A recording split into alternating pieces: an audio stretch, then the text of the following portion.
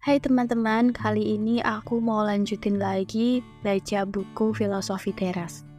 Bab 2, sebuah filosofi yang realistis.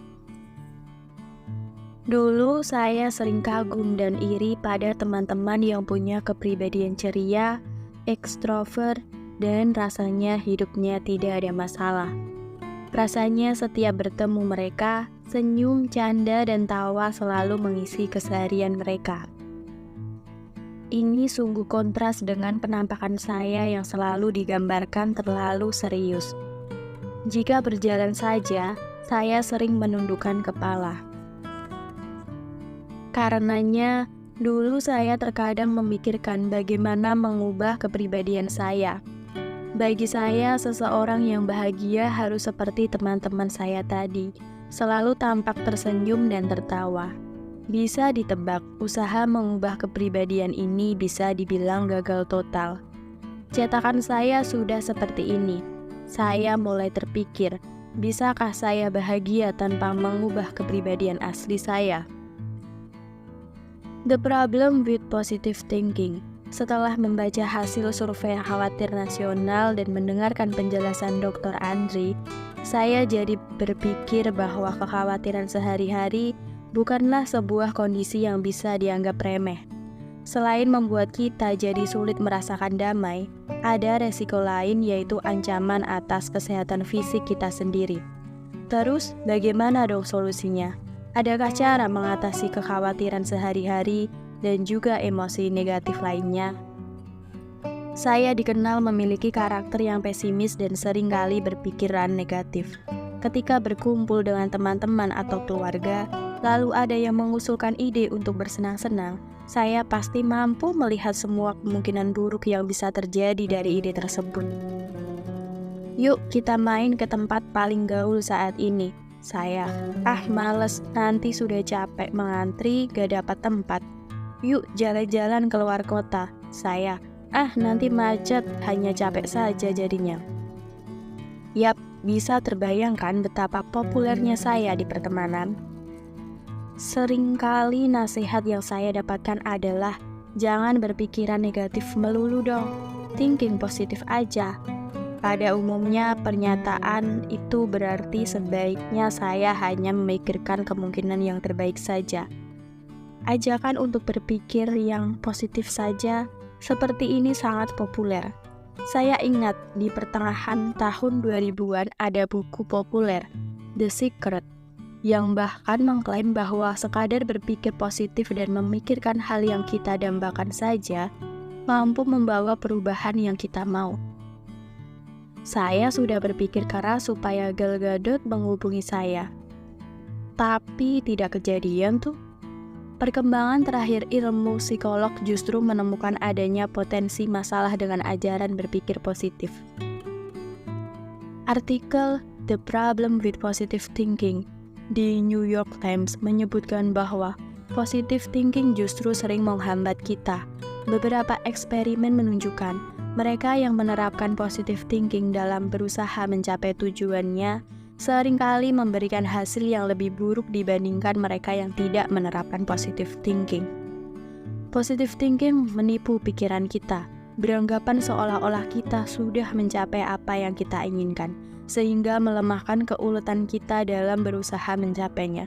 Namun, sebaliknya, sekadar menyuruh orang berpikir realistis saja juga tidak memberikan hasil yang lebih baik. Penulis artikel di New York Times tersebut mengusulkan mental contrasting, yaitu menggabungkan positive thinking, membayangkan hasil yang diharapkan telah tercapai. Dengan memikirkan hambatan-hambatan apa saja yang akan ditemui, penelitian menunjukkan peserta eksperimen yang melakukan mental contrasting ini mencapai tujuan lebih baik dibandingkan dengan mereka yang hanya membayangkan hal positif saja, atau mereka yang hanya membayangkan hal negatif saja. Artikel The Tyranny of Positive Thinking Can Threaten Your Health and Happiness. Tirani berpikir positif dapat mengancam kesehatan dan kebahagiaan Anda. Di Newsweek menyatakan bahwa positive thinking justru bisa menyebabkan sebagian orang merasa depresi saat gagal. karena secara implisit menyalahkan diri sendiri jika mereka tidak merasa bahagia. Misalnya, kita sedang merasa terpuruk karena tidak lulus ujian. Kesedihan ini masih ditambah lagi kita menjadi merasa bersalah karena merasakan kesedihan itu sendiri. Saya harusnya bisa positive thinking. Kenapa saya masih bersedih? Ini bagaikan kena tinju 2 kali, dan tinju yang kedua merasa bersalah karena tidak bisa bahagia, justru yang lebih merusak dibandingkan kegagalan saat ujian itu sendiri. Julie Canorem, profesor psikolog dari Wellesley College yang menjadi narasumber artikel tersebut, meneliti mengapa beberapa orang justru memberi respons lebih baik terhadap peristiwa negatif. Sebuah sikap yang disebutnya sebagai pesimisme defensif. Penelitiannya menunjukkan bahwa dengan mengantisipasi hal-hal yang di luar rencana, orang-orang ini justru mengurangi kekhawatiran mereka. Dari artikel yang sama, penulis Barbara Ehrenreich menyalahkan para investor terkait krisis finansial 2008 karena mereka menolak untuk memikirkan kemungkinan yang buruk.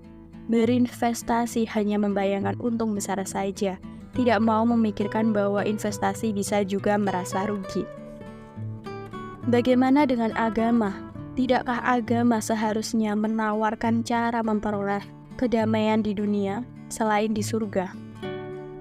Walaupun di atas kertas memang demikian, dari pengamatan pribadi saya, banyak orang yang masih menjadikan agama hanya sebagai tiket ke surga. Ritual keagamaan menjadi sekadar daftar yang harus dicentang untuk memenuhi syarat masuk surga. Tetapi para penganutnya tidak memahami dan menerapkan substansinya sebagai pedoman kedamaian dalam kehidupan sehari-hari. Bahkan, seringkali interpretasi agama dijadikan alasan untuk bertengkar dan menyakiti orang lain. Selain itu, identitas agama sering dijadikan dasar untuk membedakan, bukan untuk mencari kesamaan yang mempertemukan. Common ground. Boro-boro mencari kesamaan antar keyakinan yang berbeda. Di dalam keyakinan yang sama saja, kita masih mencari-cari perbedaan interpretasi, mazhab, dan ritual untuk dipertengkarkan. Ini sebenarnya sangat disayangkan karena berbagai agama menawarkan mutiara kehidupan yang kaya dan saling melengkapi. Tetapi, label identitas agama yang berbeda-beda justru menjadi tembok-tembok yang memisahkan. Misalnya, karena gue Kristen, gue gak mau membaca kebijaksanaan yang ada di agama Islam. Atau karena gue Muslim, gue gak mau membaca kebijaksanaan yang ada di agama Hindu, dan seterusnya. Adakah ide alternatif yang bisa membantu kita merasa lebih tenang dan damai, tanpa terbentur label dan politik identitas? Filosofi teras. Kira-kira 300 tahun sebelum Masehi atau sekitar 2300 tahun silam, seorang pedagang kaya dari Siprus, sebuah pulau di sebelah selatan Turki, bernama Zeno, melakukan perjalanan dari Phoenicia ke Piraeus dengan kapal laut melintasi laut Mediterania. Zeno membawa barang dengan dagangan khas daerah Phoenicia, yaitu semacam pewarna tekstil berwarna ungu yang sangat mahal, yang sering dipakai untuk mewarnai jubah pak raja-raja. Pewarna ini dibuat dari ekstraksi seafood laut, dan proses pembuatannya sangat melelahkan, karena ribuan seafood laut ini harus dibuka dengan tangan hanya untuk mendapatkan beberapa gram ekstrak pewarna. Karenanya tidak heran barang ini sangat berharga dan mahal. Malang tak bisa ditolak, kapal yang ditumpangi Zeno karam. Zeno tidak hanya kehilangan seluruh barang dagangannya yang teramat mahal, tetapi ia juga harus terdampar di Athena. Ini tentunya sebuah cobaan besar, tidak hanya kehilangan harta benda, tetapi juga harus menjadi orang asing yang luntang-lantung di kota yang bukan rumahnya. Suatu hari di Athena, ia pergi mengunjungi sebuah toko buku dan menemukan sebuah buku filsafat yang menarik hatinya. Ia bertanya kepada si pemilik toko buku, di manakah ia bisa bertemu dengan filsuf-filsuf seperti penulis buku ini. Kebetulan saat itu melintaslah seorang filsuf aliran Chinese dan sang penjual buku menunjuk kepadanya. Zeno pun pergi mengikuti Krates untuk belajar filsafat darinya. Zeno kemudian belajar dari berbagai filsuf yang berbeda. Lalu ia pun mulai mengajar filosofinya sendiri. Ia senang mengajar di sebuah teras berpilar, dalam bahasa Yunani disebut Stoa, yang terletak di sisi utara dari agora, ruang publik yang digunakan untuk berdagang dan berkumpul. Mungkin semacam alun-alun Yunani kuno ya, di kota Athena. Sejak itu, para pengikutnya disebut kaum Stoa. Dalam proses penulisan buku ini, saya menemukan banyak orang sulit menyebutkan Stoicisme. Karenanya, untuk memudahkan judul buku, saya menyebutnya Filosofi Teras, terjemahan langsung dari kata Stoa. Dari Zeno, filsafat ini dilanjutkan dan dikembangkan oleh para filsuf lain, mulai dari Yunani sampai ke Kaisaran Romawi. Beberapa dari mereka adalah Chrysippus dari Soli, Yunani, yang dianggap sebagai pendiri kedua Stoicisme, Cato de Zonger dari Roma, seorang politisi dan negarawan yang terkenal karena berani menentang Julius Caesar. Lucius Seneca dari Roma, seorang filsuf, negarawan, penulis drama. Musonius Rufus dari Roma, yang mengajar filsafat di era Kaisar Nero. Epictetus dari Yunani, yang terlahir sebagai budak kemudian mendapat kebebasan dan tinggal di Roma. Dan Kaisar Marcus Aurelius, yang dikenal sebagai salah satu dari 5 kaisar yang baik, the Five Good Emperor. Stoicisme kemudian meredup di awal abad keempat, ketika Kekaisaran Romawi mengadopsi agama Kristen sebagai agama resmi negara.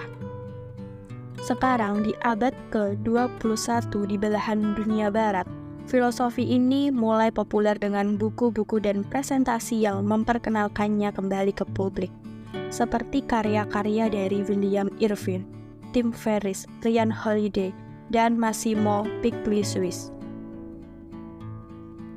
Bahkan, sekarang ada acara tahunan minggu Stoic Week pada sekitar bulan Oktober sampai November, di mana para peminat Stoicisme dari seluruh dunia bisa bersama-sama melakukan refleksi dan mempraktikkan filosofi ini selama seminggu dengan panduan secara daring. Saat mempelajari Stoicisme, saya menemukan filosofi ini jauh dari mengawang-awang, atau lebih dari sekadar konsep yang abstrak dan intelek. Stoicisme bersifat sangat praktikal dan bisa diterapkan sehari-hari. Saya pribadi menemukan alternatif buku hidup, meminjam terjemahan Romo A. Setyowibowo SJ untuk Way of Life, yang lebih baik dari ajaran positive thinking. Contoh sederhana bagaimana Stoicisme telah mengubah karakter saya adalah sebagai berikut. Dahulu saya bisa berubah menjadi orang yang sangat pemarah jika terjebak di dalam kemacetan. Saya bisa sangat merasa stres, mengalami peningkatan detak jantung, dan sangat emosional di balik kemudi. Bayangkan, Bruce Banner mau berubah jadi Hulk, tapi minus jadi gede dan hijau aja. Bahkan saya hanya menjadi penumpang dan tidak perlu mengemudi pun saya masih mengalami kemarahan ini. Jika berada di tengah kemacetan, saya merasa stuck, terjebak, frustasi, dan hal ini membuat saya murka. Perilaku saya sudah sampai mengganggu keluarga. Setelah menemukan dan belajar mempraktikkan Stoicisme, saya berubah drastis. Kemacetan sudah tidak membuat saya emosional lagi. Bahkan ketika menghadapi perilaku pengguna jalan lain yang terkadang ajaib dan membuat saya ingin mengelus dada ayam. Efek dari Stoicisme di hidup saya tidak hanya terbatas di situasi jalan raya. Stoicisme membantu saya dalam menjalani hidup sehari-hari dengan lebih tentram dan tidak mudah terganggu oleh hal-hal negatif. Kesialan, tekanan pekerjaan, sampai perilaku orang yang menyebalkan di sekitar. Karena saya telah merasakan manfaat mempraktikkan stoicisme, saya ingin berbagi kepada orang lain melalui buku ini. Siapa tahu filosofi teras ini bisa membantu orang-orang lain seperti saya, minimal memulai ketertarikan untuk mempelajarinya lebih dalam.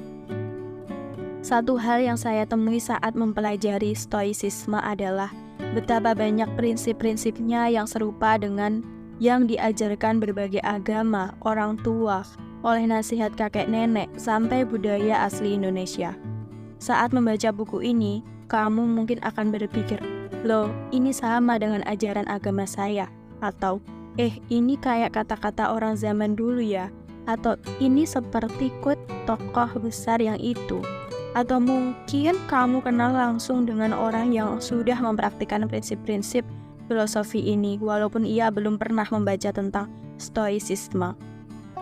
Bagi saya, ini menunjukkan kebijaksanaan universal yang terkandung di dalamnya. Selain itu, karena ini adalah sebuah aliran filsafat dan bukan agama atau percayaan, semoga tidak menjadi tembok dan benturan-benturan yang umum timbul seperti ide-ide berlabel agama.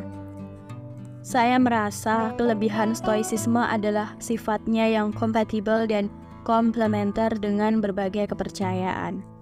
Stoicisme juga tidak bersifat dogmatis, karena ia bukan agama yang memiliki aturan mutlak yang tidak boleh dilanggar, atau ada ancaman masuk neraka jika tidak dilakukan.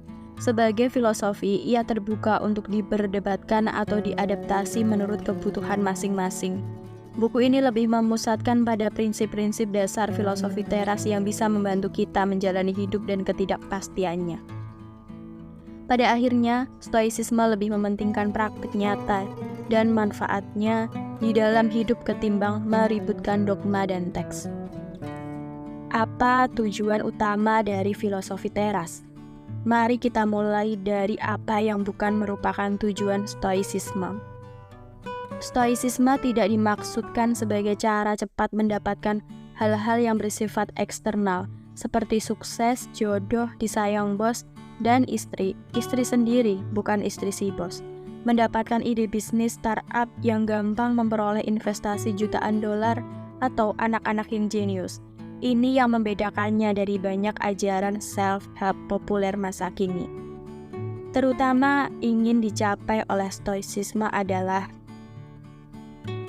hidup bebas dari emosi negatif, sedih, marah, cemburu, curiga, baper, dan lain-lain. Mendapatkan hidup yang tentram, ketentraman ini hanya bisa diperoleh dengan memfokuskan diri pada hal-hal yang bisa kita kendalikan. Yang kedua, hidup mengasah kebajikan, virtus, terjemahan lain, keutamaan. Ada 4 kebajikan utama menurut stoicisme. Yang pertama, kebijaksanaan wisdom, kemampuan mengambil keputusan terbaik di dalam situasi apapun. Yang kedua, keadilan justice, memperlakukan orang lain dengan adil dan jujur. Keberanian, courage, keberanian berbuat yang benar. Berpegang pada prinsip yang benar, ini bukan berani dalam makna sempit, seperti bernyali masuk kandang singa. Walaupun jika kita membaca kisah hidup para filsuf Stoa, rasanya mereka juga berani masuk kandang singa jika memang perlu. Menahan diri, temperance, disiplin, kesederhanaan, kepantasan, dan kontrol diri atas nafsu dan emosi. Saat mempelajari stoicisme, saya menemukan bahwa kebahagiaan dalam pengertian umum bukanlah tujuan yang dicari dalam filosofi ini. Para filsuf Stoa lebih menekankan pada mengendalikan emosi negatif dan mengasah kebajikan, virtue. Virtue dalam bahasa Inggris diambil dari bahasa Latin virtus, dan kata ini sendiri diambil dari bahasa Yunani arete. Dalam proses penerjemahan berlapis ini, tentu ada makna yang hilang dan penting untuk kita mengetahui apa makna asli dari kata arete. Dalam bukunya Stoicism and the Art of Happiness, Donald Robertson menerangkan bahwa arete bermakna menjalankan sifat dan esensi dasar kita dengan sebaik mungkin, dengan cara sehat dan terpuji. Atau kalau saya mencoba menggunakan kata-kata saya sendiri, hidup sebaik-baiknya sesuai dengan peruntukan kita. Mungkin lebih jelas jika kita melihat contoh penggunaan arete dalam penggunaan bahasa Yunani aslinya. Seekor kuda yang kuat, tangguh, dan bisa berlari kencang bisa disebut memiliki arete. Ini artinya si kuda yang kuat dan berlari kencang ini sudah sebaik-baiknya menghidupkan sifat dan esensinya sebagai kuda. Filosofi teras terpercaya bahwa hidup dengan arete virtue kebajikan ini yang harus dikejar oleh kita semua. Bersama-sama dengan kemampuan mengendalikan emosi negatif, maka hidup yang tentram, damai, dan tangguh akan hadir sebagai konsekuensi. Namun, untuk mencapai arete, kita harus terlebih dahulu mengetahui apa sebenarnya esensi dan peruntukan kita sebagai manusia. Ini yang akan dibahas di bab berikut. Salah satu alasan mengapa saya menyukai filosofi ini adalah karena siapapun bisa ikut mempraktikannya, tanpa harus bergantung pada atribut-atribut, seperti kekayaan, prestasi, akademis, intelijensi bawaan, warna kulit, suku, karir, atau profesi. Ini yang menjadikan stoicisme sebagai filosofi yang bersifat inklusif, merangkul semua. Harta benda, popularitas, gelar akademis yang melebihi panjang nama, hal-hal tersebut bukan definisi sukses dan juga bukan bukti bahwa seseorang mempraktikkan stoicisme. Ini tampak nyata dari latar belakang para filsuf Stoa yang beragam, mulai dari politisi, kaisar, pedagang, sampai mantan budak. Seorang praktisi Stoa seharusnya merasakan sukacita yang terdalam, karena ia mampu menemukan kebahagiaannya sendiri, dan tidak menginginkan sukacita lain selain yang datang dari dalam. Seneca on Happy Lives. Tujuan mengendalikan emosi negatif sangat relevan dengan kehidupan sekarang yang penuh ketidakpastian. Setelah membaca hasil survei khawatir nasional, rasanya pemikiran jadul ini tetap relevan. Bahkan sesudah lewat lebih dari 2000 tahun, di dalam artikel Why Stoics Matter Today, Kare Anderson menyebutkan beberapa alasan mengapa stoicisme tetap relevan di masa kini. Yang pertama, stoicisme ditulis untuk menghadapi masa sulit. Stoicisme lahir di era penuh peperangan dan krisis di Yunani. Filsafat ini tidak menjanjikan materi ataupun damai di akhirat, tetapi damai dan tentram yang kokoh di kehidupan sekarang. Damai dan tentram ini kokoh karena berakar dari dalam diri kita, bukan pada hal-hal eksternal yang bisa merubah, hancur, direnggut dari kita. Di era di mana banyak hoax, fake news, maupun fitnah yang beredar dengan liar di media sosial ataupun chat group, serta keriuhan politik yang seringkali berdampak pada relasi personal dan menyebabkan perpecahan di masyarakat. Rasanya stoicisme sama relevannya untuk Indonesia saat ini, seperti halnya di Yunani dan Romawi 2000 tahun silam. Yang kedua, stoicisme dibuat untuk globalisasi. Stoicisme mungkin adalah filsafat barat pertama yang mengajarkan persaudaraan universal, universal brotherhood. Di tengah dunia yang rasanya semakin terpolarisasi dengan kiri versus kanan, konservatif versus liberal, tersekat oleh identitas suku dan agama, sebuah filosofi yang mengajarkan bahwa kita semua adalah saudara dalam kemanusiaan, sungguh sangat dibutuhkan. Ini juga pas dengan kondisi Indonesia yang terasa memanas karena politik, di mana label-label pemisah dan penyekat terasa semakin menguat. Yang ketiga, stoicisme adalah filsafat kepemimpinan. Kepemimpinan di sini tidak sesempit memimpin tim, organisasi, ataupun negara, tetapi dimulai dari memimpin diri sendiri. Stoicisme mengajarkan kita untuk memprioritaskan mengendalikan diri sendiri sebelum mencoba mengendalikan kehidupan dan orang-orang di luar kita. Stoicisme membekali para pemimpin untuk tegar di dalam kegagalan dan rendah hati di saat sukses. Bekal ini berguna bagi siapapun, tidak terbatas pada mereka yang memangku jabatan resmi. Buku The Daily Stoic karya Ryan Holiday memaparkan beberapa orang terkenal yang diketahui, berdasarkan pengakuan langsung maupun tulisan-tulisan mereka, mempelajari dan mempraktikkan stoicisme dalam kehidupan, seperti mantan Presiden Amerika Serikat, Bill Clinton, aktris Anna Kendrick, aktor Tom Hiddleston, penulis J.K. Rowling, dan Nassim Nicholas Taleb, penulis The Black Swan. Buku Filosofi Teras tidak dimaksudkan menjadi buku pengantar resmi Stoicisme, apalagi sebagai referensi utama. Buku kecil ini tidak mungkin cukup menjelaskan keseluruhan